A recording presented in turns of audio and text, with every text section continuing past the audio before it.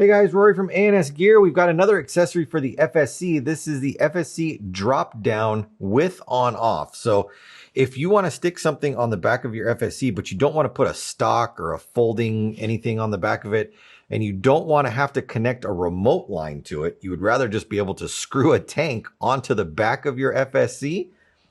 Well, this is the part you need right here. So drop down for the FSC with on off. So it does have an on off knob on the side right here. So it's going to come assembled as you see it right here. So you won't need to disassemble or put these two pieces together. It'll already be assembled for you. So all you'll need to do is mount this up to the back of the gun. And that does require a little bit of work. It does require you to take the gun apart, and it does require you to remove parts from the inside of the gun. But I'll walk you through it. It's pretty self-explanatory, pretty straightforward. So let's just get a couple things off the gun first, and then we'll kind of talk about the gun a little bit before we start taking the rest of it apart. So let's get the magazine out, put that over there. We'll get the barrel out, we'll put that there, get the barrel spring out, put that there, we'll move our parts over there. All right, so here we've got our gun. We're going to pull our grip off. We need to have that off to do that because there's parts we need to take out of the inside. So we're going to remove the screw from the side, the two bottom screws, and then the screw from the other side right here. And those all come out real easy. Nothing to worry about. We'll take that one, and we'll take that one. Get the rear one out. And you will need to reuse these, so we're just going to set them over here for when we put the frame back on. Right there.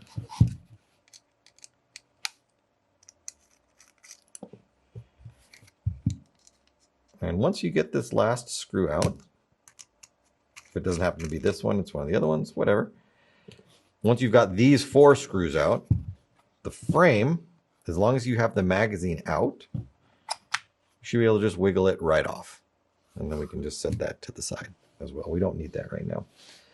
Now, as far as the way the gun works, because we would normally be using the magazine on here, the magazine holds your cartridge, your CO2 cartridge. There's a little valve right here at the top.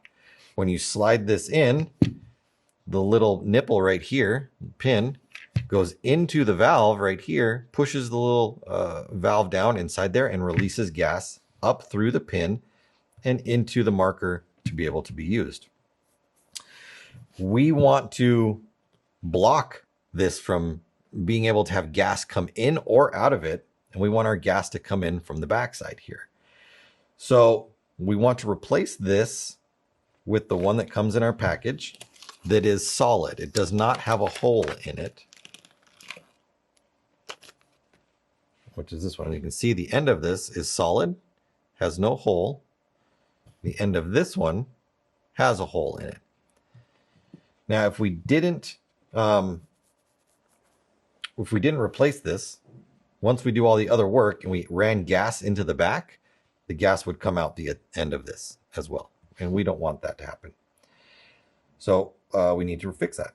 And we will do that by replacing this piece right here. And this piece will just unscrew. I'm just going to use an adjustable wrench here, and I can just pull that piece off. Once you get it a couple turns, you can get the rest of it by hand. It's got an O-ring on the bottom of it, so it seals by the O-ring sealing this pocket. Don't over tighten it. We don't need to crush it or anything. We just want to make sure that it goes in and that O-ring seats firmly against the bottom. It is possible to break it, so don't. Just go. Once you feel it get to the end and stop, stop. You don't need to crank on it right there. So now that is in. Now we need to work on our gas passage. And to do that, we need to remove the firing assembly off of the gun. And this actually holds the regulator as well. So it's a whole unit right here. We're going to take this piece off, and we're going to lift our regulator up. Now, you don't have to do this part right here, but I want to take this off and show it to you. So if I flip this over, you can see that there is a solid hole or solid O-ring that is right here. When the air comes in through this piece, it comes up inside of here and it travels back, and then it's going to come out of this O-ring back here where it's open and able to pass through. The air does not go through that hole or come through that hole. And the reason being, because this goes right over this hole right here, and this has a passageway that comes all the way to the back, and this is where the air is going to come in and come through here and come out here and then go inside here. If this was not solid, when the air came in through this side originally, it would be able to come out through this hole, travel down the back, and then come out the back of the gun, which we don't want it to do that either. We want to control it. And so we need to block this when we're running it through the magazine. When we're going to run it through the back, we need to get this hole open so that air can come through, pass through this gasket, go inside to the block, and then travel down and come out this hole and go into the gun.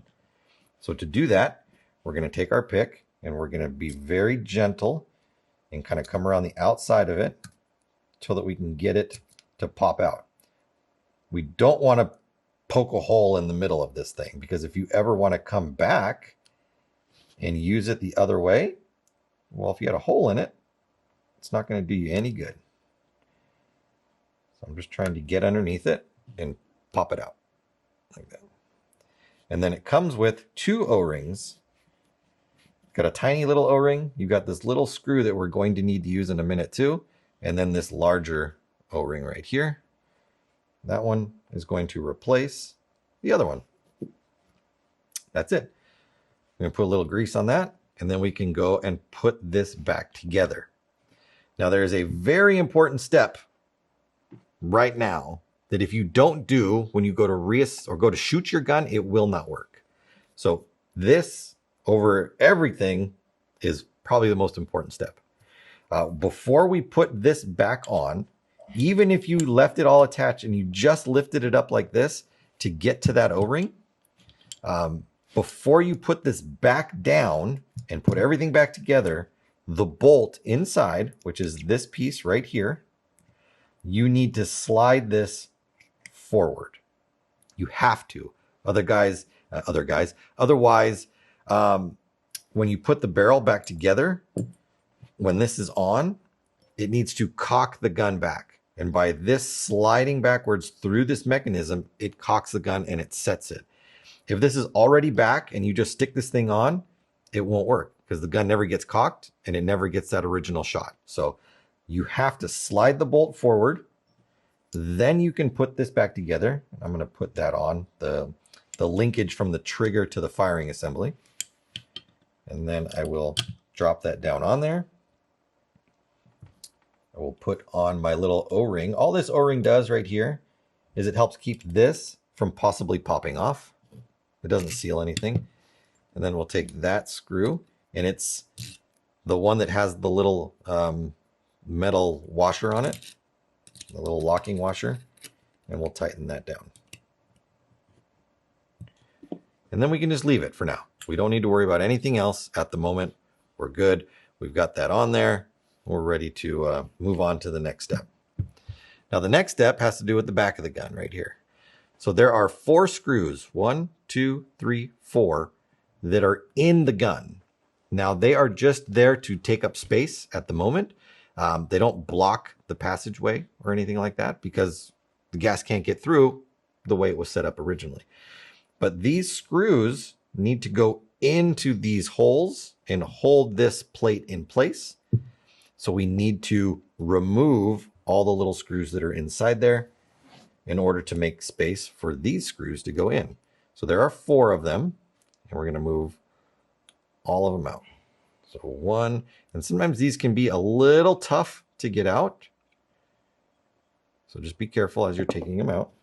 They are Loctited in, or they have some sort of thread sealant on them so that they don't want to easily come out. There we go. So there's those 4 that come out of there. And we can put those, we'll put them over here in case we ever need to reuse them. We'll put this over here in case we ever need to reuse that. All right, so now we've got 4 empty holes on the back of the gun. So the way we're looking at the gun right now, these are on the top, the bottom, regulators over here. The bottom right hole, if you look closely at it, it has a little groove cut into it. And this O-ring is going to sit in that groove right there. Now, it doesn't fit perfectly in the groove. That's okay. When we go to put this on, it will hold it in the right place and it will make sure that it stays there. But it is possible when the gas comes through here that it can shove this O-ring down into that hole and then it'll get trapped inside there. So it comes with a tiny little screw that is hollow through the middle of it. And what this screw does is it allows for us to kind of make a like a seat, if you will, that the O-ring is going to sit on top of, so that when the air comes through it, it can't force that O-ring in through the hole. So I'm going to put that in, and I'm going to put it just low enough where if you look closely where they machined the little groove for the O-ring to sit, I'm putting it just at the bottom of that level. So it makes a perfect little cup for that O-ring to sit in. And then I can take that O-ring and I can set it right centered on it. It's not going to be perfect because it really doesn't fit. It doesn't just drop right into that little cup. I just want to get it right over the top of it. And then I can take my other part and I can put it right on top like that. Okay. And you can see it's sticking out a little bit right there. It has not, like, there's a little gap, which is okay because that O-ring's in there. And I have not, obviously, I can't close it tight enough with my thumb to seal that up. So now I'm going to take these 3 screws that are provided and they go in all the corners except for the one that we put that O-ring in. So I'm just going to bring this down to the bottom so that I can move my thumb out of the way and put the other one in. And you're going to want to cinch this up pretty well. Again, don't kill it, but at least tighten it down, because you do want to make sure that there's a good connection right there where that O-ring is going to sit. All right, so now we've got that done. Next, we put our frame back on. Frame just slides on. You got the rear screw, which is the longer one, the front screw, which is the next longest one. And then we've got our 2 sides, little side pieces.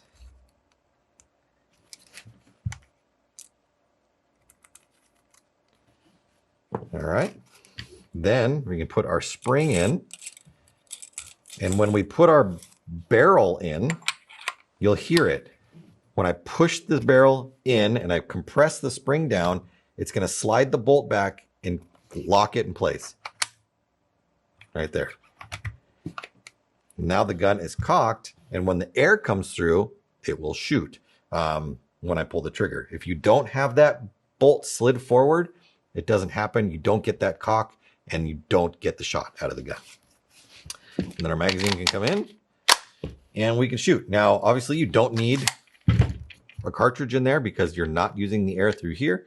You're using the constant air through the back, and you've got a nice on-off on the back right there. So that's the FSC drop down with on-off ASA, the installation on it. So now you can just put a tank right onto the back of your FSC, shoot for days, get that extended magazine, and then you cut all sorts of shots.